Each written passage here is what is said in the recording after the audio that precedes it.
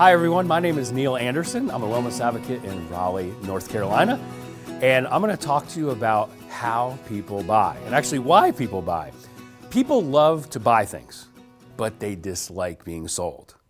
How many times have you walked into a store and you walk in and all of a sudden a person comes up and what do they say? Can I help you? And what do we say? No, I'm just looking. And I'm sure that's happened to you before.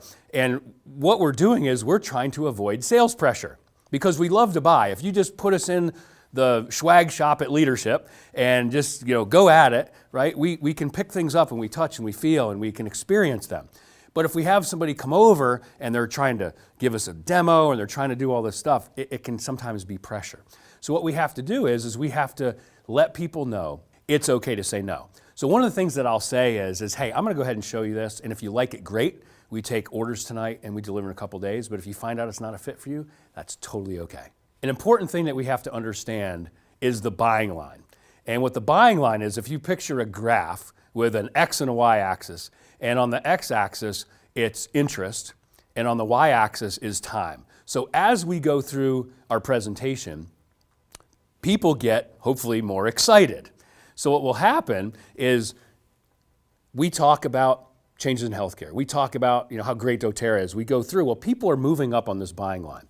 And then what happens is they reach the buying zone where they're excited. They're like, I can see myself using doTERRA. Man, this would have been great to have a few times last week.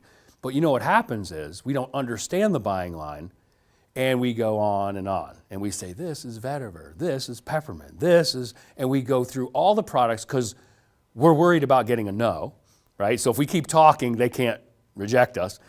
And what happens is people end up falling off the buying line. They get out of the buying zone. And then we say, okay, and they were doing this the whole time. Yeah, that's great. Oh, that's great. And what they're thinking is will you, how much is it? How do I get it? I want to have it, but you're not telling me because you continue to go through the products. So what we have to do is we have to get people to make a decision when they're in the buying zone.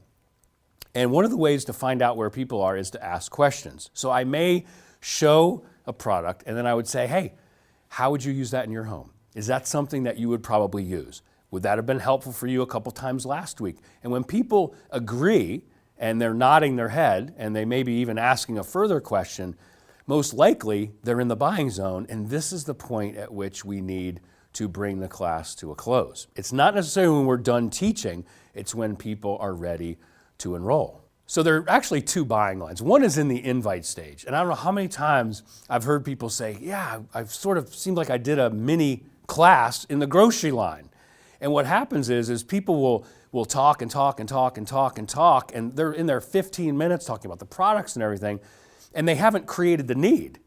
So what we need to do is we need to be short and sweet on our invite and realize that we can let people know, hey, I'm having a class on Tuesday night. I'd love you to come. And if it's something that's a fit, great. If not, it's no big deal, but everybody's coming.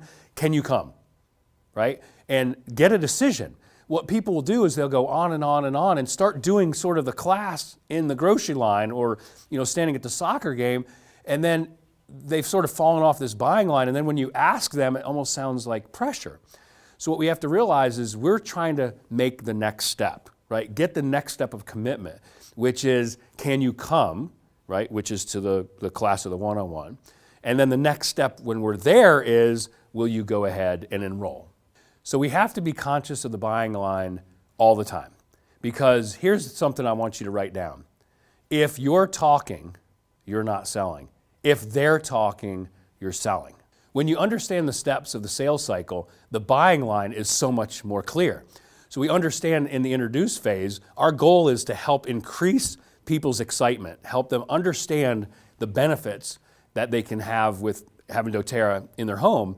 And through asking questions, we find out where they are. And once they get into the buying zone, that's when we need to help them make a decision. If we talk past the buying line, then their excitement is gone, and you've probably done it in a grocery store or a store. You've picked up something, you've looked at it, you look around a little bit, and then you might even go back with your cart and put it back on the shelf. And the reason is because somebody didn't close you on that being a good decision. So that's another thing. It's important in the close phase to go back to some of the things that they may have said in the class and remind them of. If we talk to too far past the buying line, though, you may get objections. So we need to be mindful of where people are on that buying line. If we close and try to get a decision too early, they don't have enough interest to make the decision.